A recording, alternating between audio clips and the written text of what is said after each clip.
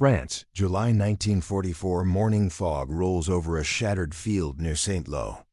The night's rain has left the ground heavy with mud and metal, the burned-out shells of American M4 Sherman scattered among smoking hedgerows. German officers stand beside the wrecks, hands clasped behind their backs, amused at what they call the Tommy Cooker. Their laughter echoes across the damp field. One of them taps a shell hole torn clean through a Sherman's front plate, a neat, fist-sized wound from an 88mm gun. Another photographs the scene.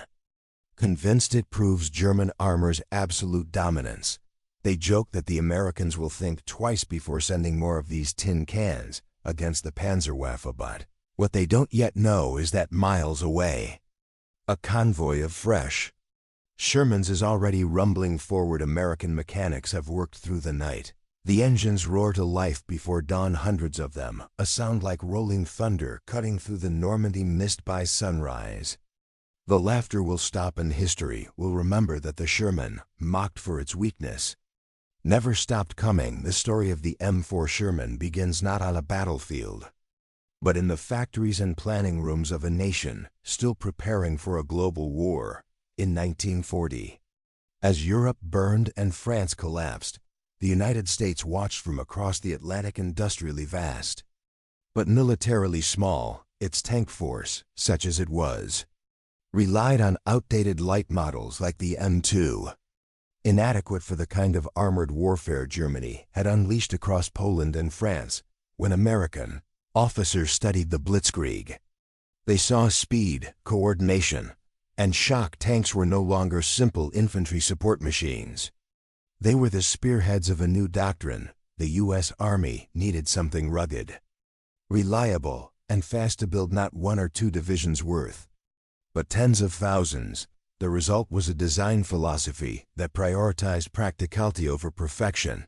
The M4 Sherman, first rolling out in 1942, embodied America's industrial logic: standardized parts, simple maintenance, and mass production. Above all, its armor was welded, not riveted. Its tracks broad enough to handle mud and snow. Its engine dependable, whether on desert sand or French farmland. It wasn't the best tank in any single category, not the thickest armor, not the most powerful gun, but it was good enough in all of them. And unlike the German machines, it could be built fast. Detroit could produce hundreds, while German factories struggled to assemble a handful of Tigers. When the first Shermans landed in North Africa in late 1942, they were a revelation to the British 8th Army against the Afrika Korps. The Sherman's speed and reliability allowed Allied commanders to maneuver freely for a time. The 75mm gun could penetrate the armor of the Panzer III and early Panzer IVs at reasonable ranges, but war evolves faster than design. By mid-1943, as the Allies advanced through Tunisia and Sicily, German engineers had already adapted the Panzer IV, received thicker frontal armor and the long-barreled KWK-40 gun. Meanwhile, the Tigers and Panthers, armed with 88mm and 75mm high-velocity guns, entered the field. Against them, the Sherman was suddenly vulnerable. Reports from tank crews grew grim. Shells from German guns sliced through Sherman hulls at distances where the American 75mm rounds simply bounced off. Crews called it a coffin for 5 brothers. Yet despite these losses, the Sherman remained the backbone of Allied armored divisions, not because it was invincible, but because it was always there. Behind every Sherman at the front stood a logistical miracle. In 1943 alone, American factories produced over 17,000 tanks, nearly 50 per day, spare parts, replacement hulls, engines. Even entire new vehicles were shipped across oceans with astonishing speed. Where a destroyed Tiger meant weeks of lost production, a lost Sherman meant a replacement in days. That was the real power of the Sherman, not its armor, but its abundance. The Allies could replace what the Germans could not. Still, the perception of weakness grew. German propaganda films mocked the Shermans' thin armor and explosive tendency when hit. Crews of the Wehrmacht's elite Panzer divisions came to see it as inferior, prey something to be destroyed with efficiency. Even contempt yet in that arrogance lay a blind spot. The German command underestimated what it meant to fight an enemy who could rebuild an entire armored force overnight.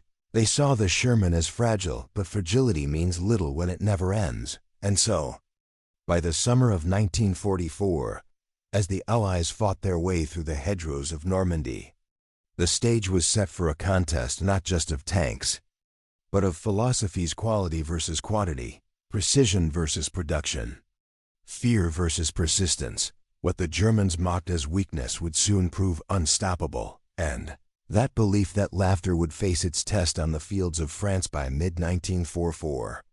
The Western Front had become an arena of contrasts. On one side, the German Panzer divisions, veterans of countless campaigns, commanded weapons of terrifying precision: the Panther with its sloped armor and long 75mm gun, and the Tiger with its massive 88mm cannon that could pierce a Sherman from over 2 kilometers away. These machines represented engineering mastery, each tank a finely crafted weapon of war. On the other side stood the Sherman, lighter, simpler, and vastly more numerous. Its crews were often young men who had never seen combat before. Normandy, for them, the Sherman was not a symbol of perfection, but a promise that they would never fight alone, that replacements, fuel, and parts would always be there. The Germans saw hubris in this mass production. Their officers mocked the American approach as industrial warfare without honor, a war fought by machines and money rather than courage and skill. They prided themselves on the superiority of their tanks and gunners, confident that one Panther could destroy 5 Shermans before being hit, and often on open ground. That belief proved true in the bocage country of Normandy. However, that confidence began to fray. The hedgerows' thick earthen walls lined with trees turned tank battles into ambushes. The Tiger's long-range gun was useless when visibility dropped to a few dozen meters.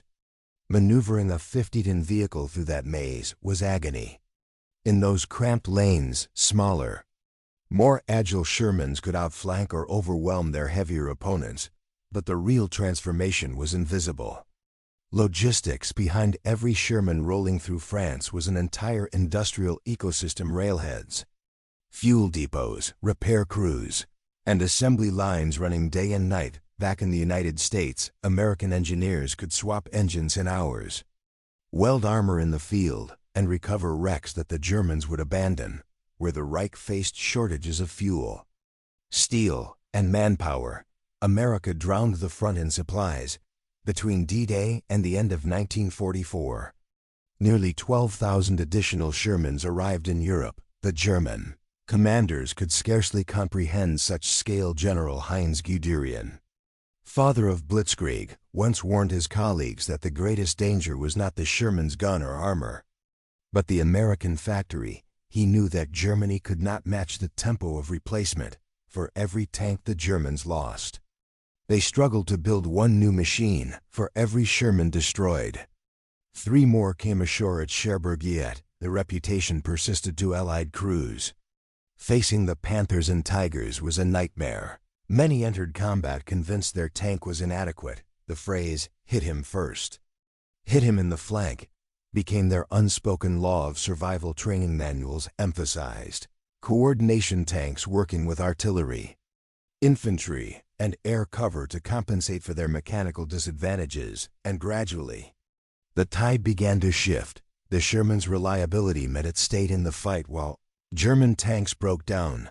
The introduction of improved models, the M4A3 with a 76mm high-velocity gun, and the Easy 8 with better suspension, began to close the gap. Even the British adapted the design, creating the Firefly, armed with a fearsome 17-pounder gun, capable of killing any German tank on the battlefield.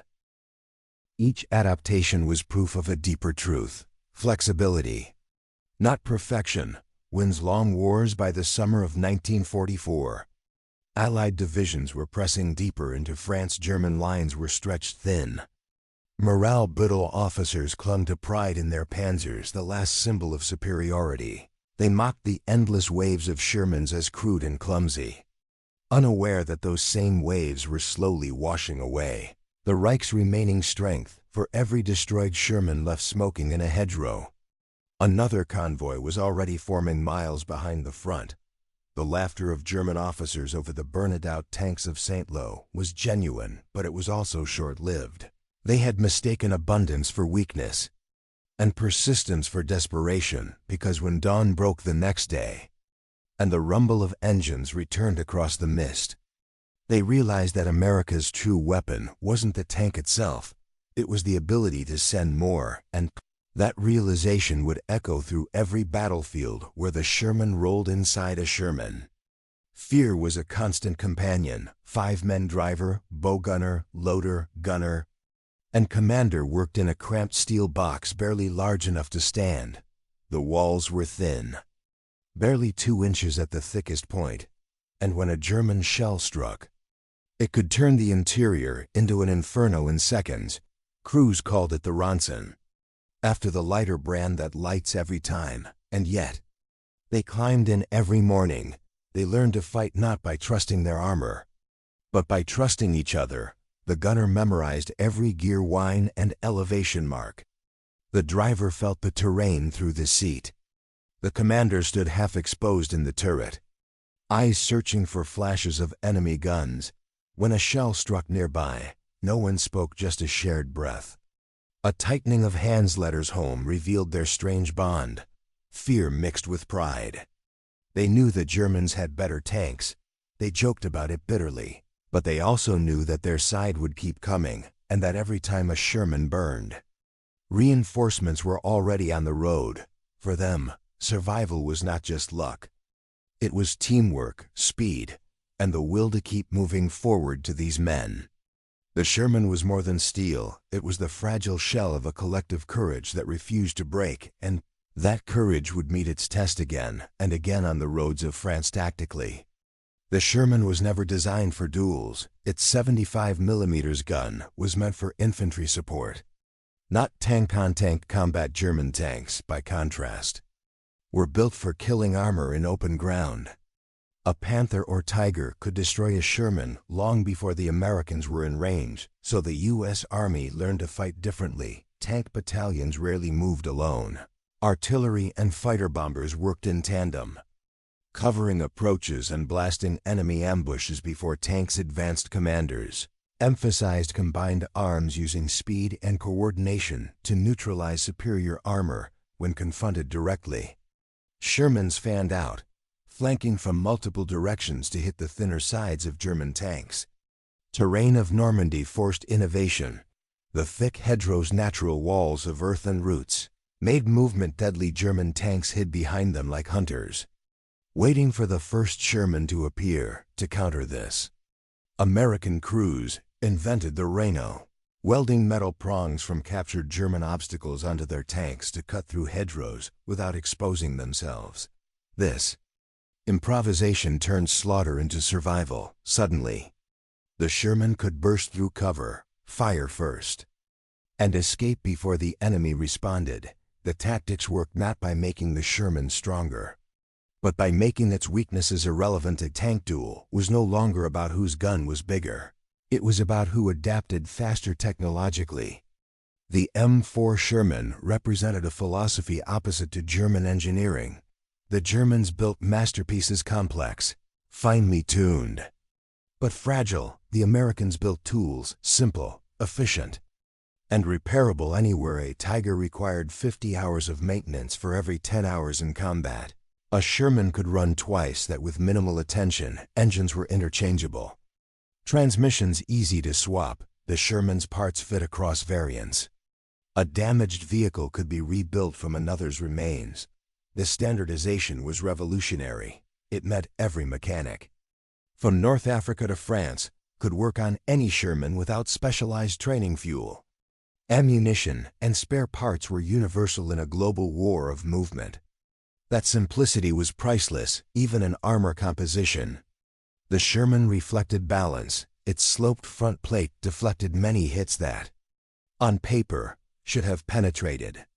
Its smaller profile and superior turret rotation allowed faster aiming and firing than most German tanks, and when the 76mm gun was introduced, with higher velocity and better armor-piercing rounds, the Sherman regained much of its lost firepower. It could finally challenge Panthers frontally at closer ranges and outmatch Panzer IVs entirely. Still, American engineers knew perfection was an illusion.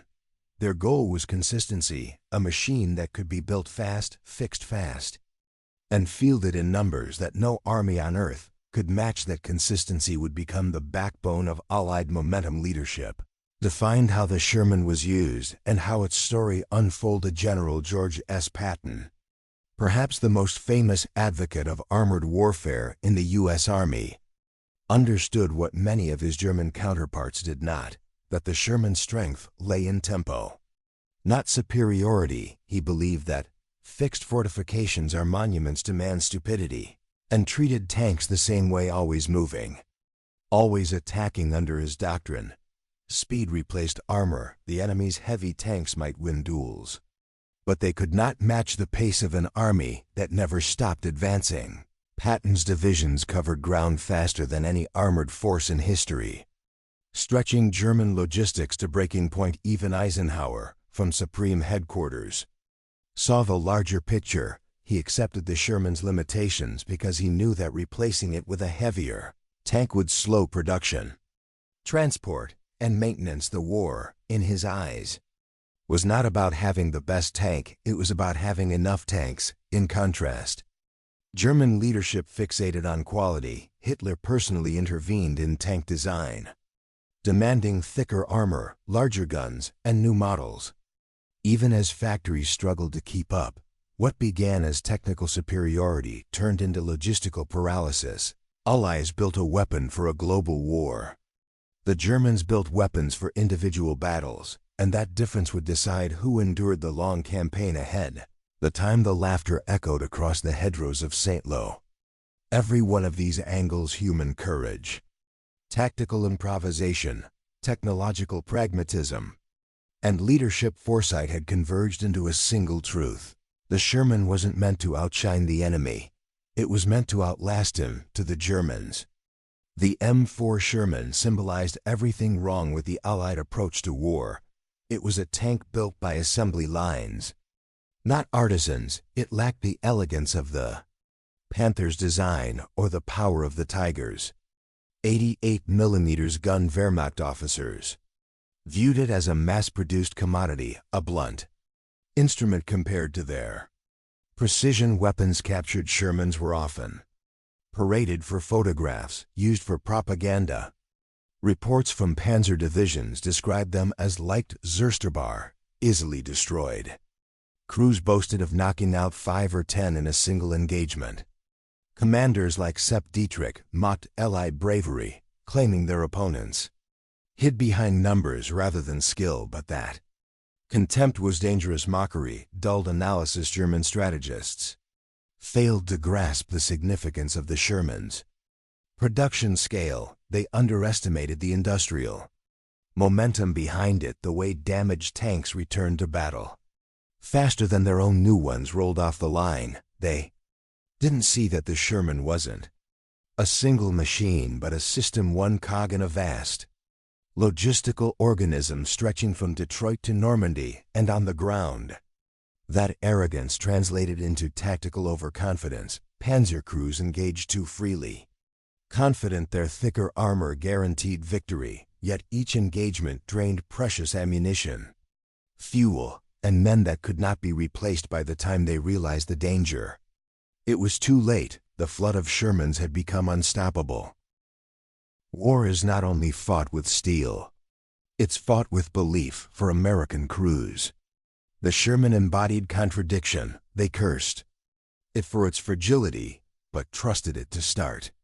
Every morning they saw comrades perish in burning hulks, but also saw reinforcements arrive the next day. That rhythm, loss followed by renewal, shaped their morale in a way no German could understand psychologically. Persistence became their armor. Every destroyed tank was not a failure, but a placeholder for another to come. They fought knowing that the machine was replaceable. But the mission was not. It created a collective mindset, one of endurance rather than fear. German soldiers, by contrast, faced the slow erosion of certainty. Each engagement cost them fuel and irreplaceable machines. Each destroyed Panther or Tiger was a wound the Reich could not heal, the sight of endless Shermans advancing despite losses chipped away at morale. The laughter of German officers over wrecked Shermans was, at first, genuine, but when the same sight repeated day after day, the same model, the same green shape cresting the horizon again, it turned to disbelief. The Allies' moral weapon was not bravery alone. It was inevitability. Behind the Sherman story lies the industrial war that made it possible between 1942 and 1945. American factories produced over 49,000 Shermans, more than all German tanks combined. Companies like Chrysler, Ford, and Fisher Body converted peacetime assembly lines into military production at staggering speed. Workers, many of them women, learned to weld armor plates instead of car frames. This transformation redefined the concept of warfare. The factory floor became as crucial as the front line. Every rivet driven in Detroit, every engine tested in Cleveland, every shipment sent across the Atlantic contributed directly to the outcome in Normandy. In the Ardennes, in Germany itself, the Sherman was the physical manifestation of that alliance between industry and soldier. Its simplicity allowed the same factories that built cars to build tanks, thousands of them without halting.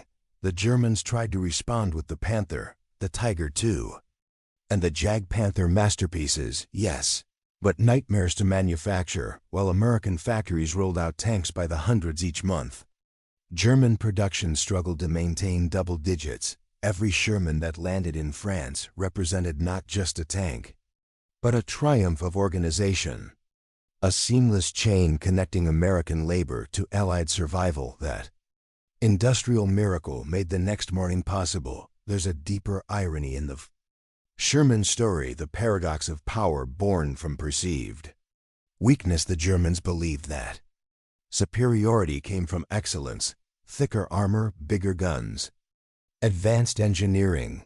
The Americans believed it came from endurance, producing more, moving faster, and never stopping. Both philosophies were valid in isolation, but only one could sustain a global war. The Sherman's true lesson is that perfection often collapses under its own weight.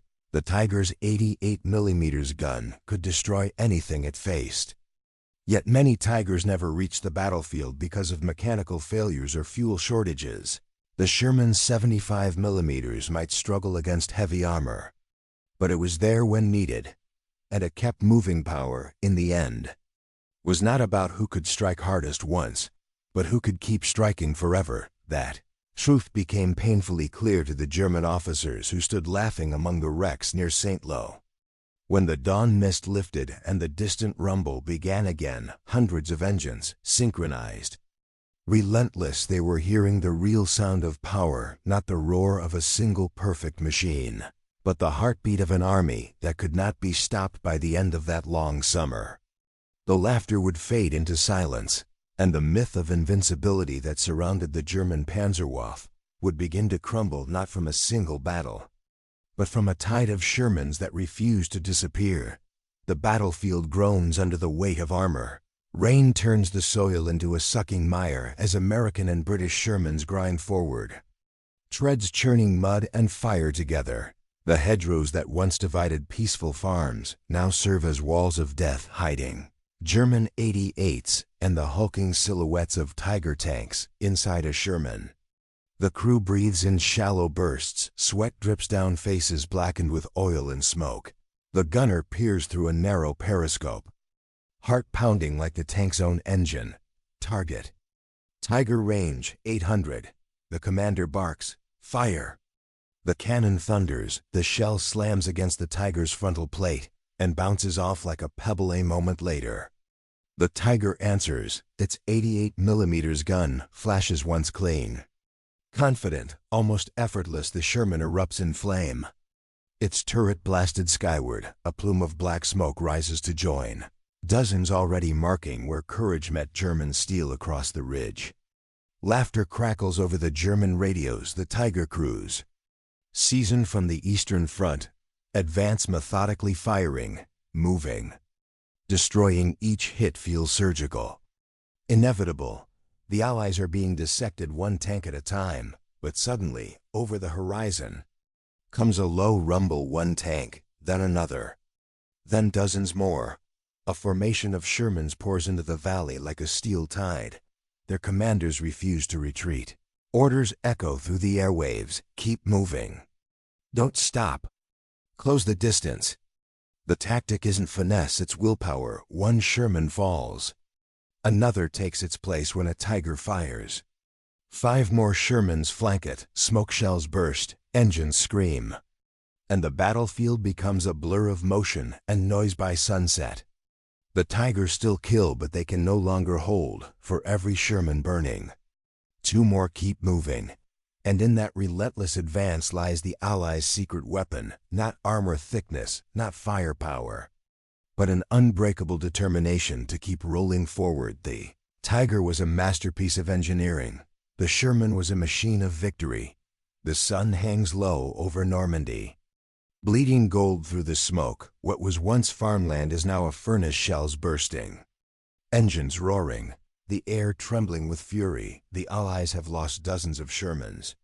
But the wave doesn't stop. For every plume of fire that rises, more tanks push through the haze, guns blazing. Advance! Advance! Radios crackle in chaos. Platoons coordinate through instinct and adrenaline.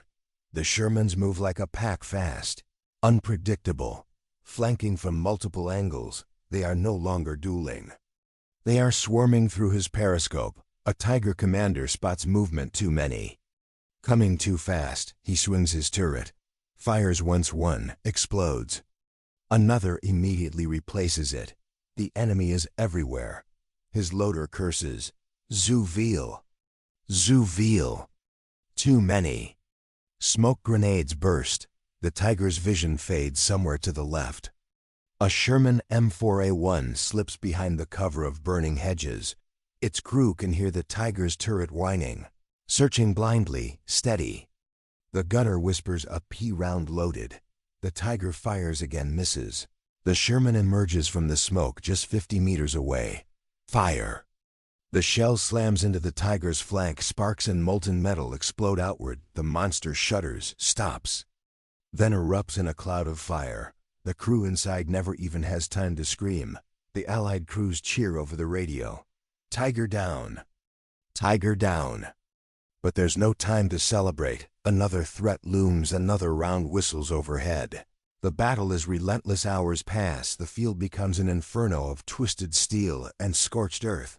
And yet, amid the destruction, the Sherman proves its purpose not to dominate alone, but to win together. Its mobility, its reliability, its sheer numbers crush the myth of invincibility that the Tiger once held. By nightfall, the fields around Cannes are silent except for the distant rumble of engines moving forward. Allied engines. The ground, soaked with oil and blood, now belongs to them. What began as a massacre has become a turning point. The Tiger's legend is wounded, the Sherman's reputation reborn, because war, in the end, is not won by the perfect machine, but by the imperfect one that refuses to stop. By dawn the next day, the smoke over Normandy hung thick as fog. The wrecks of Shermans and Panzers lay intermingled, twisted steel, shattered treads, and blackened hulls marking the ground where both armies had refused to yield. But among the ruins, one truth was clear. The Allied columns were still advancing for the German soldiers. It was a grim realization. The mighty Tiger and Panther, once symbols of unstoppable power, were being outpaced not by superior armor, not by thicker guns, but by something far more relentless: the American capacity to adapt, rebuild, and return stronger. Every single morning reports filtered back to Berlin. The Allies had not only replaced their losses overnight, but had doubled their armored presence in the sector. German intelligence officers could hardly believe it. Where they expected fatigue and hesitation, they found fresh columns of Shermans pressing forward. Engines roaring, crews rested and ready behind the front lines. Allied logistics worked like an industrial symphony. Replacement tanks rolled straight from beach depots onto low loaders, through makeshift roads, and into combat zones in less than 24 hours. Crews rotated in shifts, mechanics repaired what could be salvaged. Fuel convoys from Omaha and Gold Beach never stopped. It was the full power of American industry unleashed. Ford, Chrysler, General Motors, Pullman factories that once built cars and locomotives now turning out Shermans by the hour. The same model, the same parts, interchangeable and efficient. If a tank broke down, it was patched. If it was destroyed, another took its place. By contrast, each Tiger took weeks to construct, hand-assembled, meticulously engineered. But painfully rare, Germany could produce perhaps 25 a month. America could produce that number of Shermans in a single day. The war had become a battle of production as much as firepower. And the Germans were losing both. Field Marshal Montgomery, observing the battlefield, reportedly remarked that the Sherman wasn't a perfect tank, but it was the perfect weapon for the kind of war we had to fight. He was right. The Sherman's strength wasn't its armor. It was its presence, its ubiquity, its repairability, and its psychological effect. German tank crews, once confident, began to feel the strain. Every time they destroyed one Sherman, 3 more appeared for the first time. Even elite Panzer divisions felt hunted. Their supply lines were cut, their fuel reserves dwindled. And the once-proud machines that dominated Russia and North Africa now fought outnumbered, outflanked, and outmaneuvered to the Allied infantry. The sight of Shermans returning each morning was more than morale. It was a promise. They knew those tanks would be there, rain or shine, pushing the line forward to the Luftwaffe pilots overhead. The endless streams of olive-green vehicles crawling through France were proof that the tide had turned. In after-action reports, German officers admitted their frustration. "The American tank is weak," one commander wrote, "but they have too many. They fight like a flood, endless, unstoppable." That was exactly what the Allies wanted. Each battle became a test of endurance. The Shermans might burn, but the factories in Detroit never slept. They would send more, and that morning, as German officers surveyed the field once filled with laughter and confidence, they realized their mistake. They had mocked the Sherman for being fragile. They had failed to see what it truly represented: a nation's industrial will turned into steel. A logistical engine so vast that even defeat could not slow it down. The lesson was brutal but unmistakable. Wars are not won by invincible machines, but by those that can fight, fail, and return endlessly until the enemy breaks. The Sherman had become that symbol.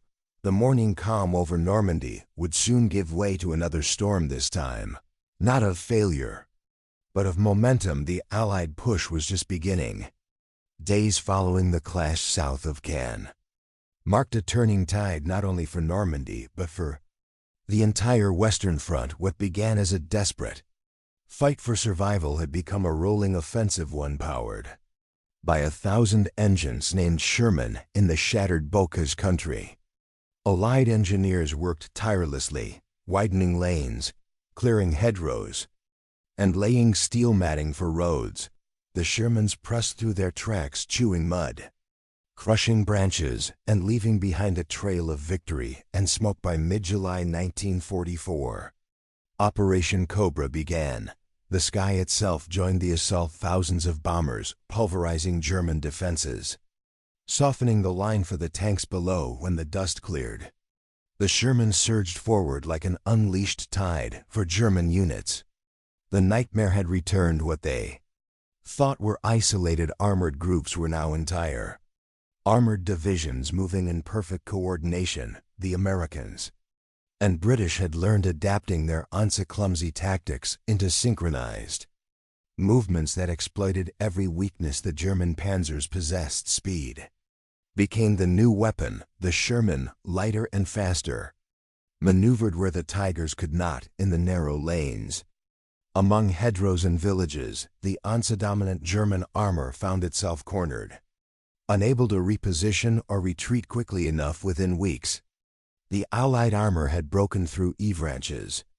Sweeping south and east, Patton's Third Army thundered across France at a pace the Wehrmacht could barely comprehend. Town after town fell.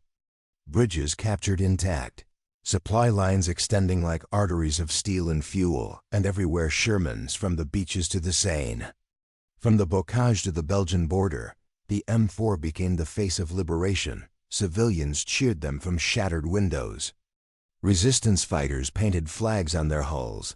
The same tanks once mocked as Ronsons, for how easily they burned, were now the machines that shattered the myth of the invincible German war machine. This momentum was a machine far greater than any one tank. American logistics. Liberty ships unloaded parts faster than the Germans could destroy them. Mobile repair depots moved with the front line. Entire tank battalions could be refitted and ready within a day. The Germans could not keep up. By late August, their armored divisions were either destroyed, out of fuel, or retreating eastward. The unsphered Tiger I and II became static bunkers. Abandoned where they ran dry, their burnt shells dotted the roadsides of Normandy, stark monuments to an empire that had built too perfectly. And too few reports from captured German officers grew increasingly bitter. "We kill their tanks," one said, but the next morning, they returned with twice as many. It wasn't just about numbers. It was about endurance, mechanical, industrial, and human. The Sherman crews knew their tank wasn't the best, but it was good enough. And good enough, multiplied by tens of thousands, had become unstoppable. They fought with pragmatism, teamwork, and courage, compensating for thin armor with coordination and speed. Every victory written in the mud of Normandy, every burnt-out Tiger left behind, proved that perfection in war meant nothing without persistence. The time the Allies reached Paris in August 1944, the Sherman had become legend, not because it was beautiful, or fearsome, or indestructible, but because it embodied everything the Allied war effort stood for: ingenuity, adaptability, and an iron will to continue, no matter the cost. When the German officers once again looked upon their destroyed panzers, the laughter that once echoed over the fields of Normandy was gone. In its place was silence and the realization that the machines they mocked had conquered them through something far more powerful than armor: relentless, unyielding, unending. The M4 Sherman had turned ridicule into redemption as Europe burned and shifted. The Sherman's rumble would echo from Normandy to the Rhine.